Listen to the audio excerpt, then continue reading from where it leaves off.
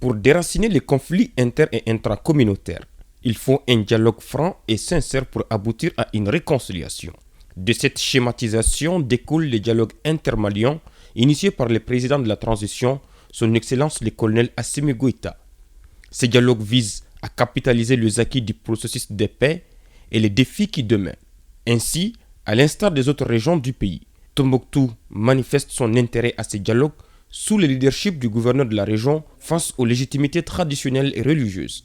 Il était question pour les chefs de l'exécutif régional de rassurer les légitimités traditionnelles et religieuses de Tombouctou que c'est dans l'unité, l'unicité et la laïcité que le pays retrouvera la paix, la sécurité et le développement tant recherchés. Conformément à la volonté politique clairement affichée du président de la transition, nous nous devons tous et toutes donner la main afin de réconcilier notre pays, assurer la cohésion sociale pour que chaque Malienne et chaque Malien puisse s'épanouir dans un environnement marqué par la confiance retrouvée entre les communautés sous la protection de l'État.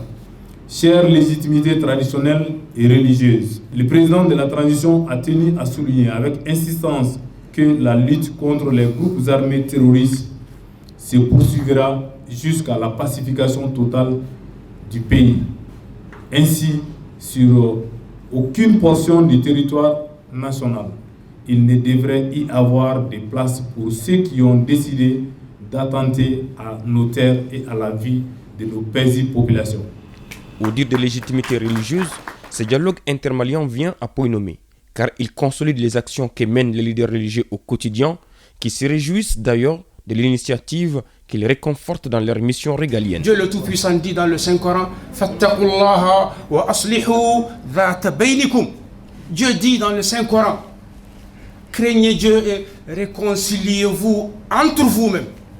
Donc pour nous, c'est un devoir pour tout musulman d'œuvrer pour un dialogue, d'œuvrer pour la réconciliation des populations. C'est un devoir sur nous. Donc si on demande cela, ça nous réconforte dans notre mission. Que cette réconciliation se fait dans la plus grande justice et dans la plus grande équité. À cela, nous aurons le soutien de Dieu. Avec cela, nous aurons le soutien de Dieu. Et ça sera pérenne aussi.